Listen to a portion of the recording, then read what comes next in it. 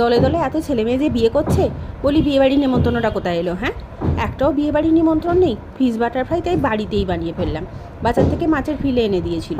মাছের ফিলেগুলোকে ভালো করে লেবু দিয়ে মরিচ দিয়ে ম্যারিনেট করে রেখে দিলাম 15 মিনিট। তারপর একটা মিক্সির বাটিতে পেঁয়াজ, লঙ্কা, আদা, রসুন আর বেশ খানিকটা পড়ে থাকা ধনেপাতাকে দিয়ে দিলাম। দিয়ে একটা পেস্ট বানিয়ে নিলাম, জল ছাড়া কিন্তু। পেস্টের সাথে নুন দিয়ে ভালো করে আবার ম্যারিনেট করলাম 15 মিনিট। তারপর অন্য একটা বাটির মধ্যে কর্নফ্লাওয়ার তার হাফ পরিমাণে ময়দা, তার সাথে বেকিং পাউডার, বেকিং সোডা, গলানো বাটার দিলাম।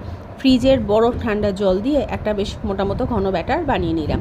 তারপর আর কি, ম্যারিনেট করা মাছটাকে ম্যারিনেশনটা সরিয়ে দিয়ে ব্যাটারে ডুবিয়ে ভেজে নিতে পারি, কিন্তু ম্যারিনেশনটা ফেলে দিয়ে আবার দেবো, পয়সাটা তো নষ্ট হবে নাকি? তাই অন্য একটা থালায় নিয়েছিলাম খানিকটা ময়দাতে কোট করে তারপর ব্যাটারে ডুবিয়ে দিয়ে দিলাম গরম তেলে। হালকা ভাজা হতেই বেশ একটা গোল্ডেন গোল্ডেন কালার চলে এলো আর কি।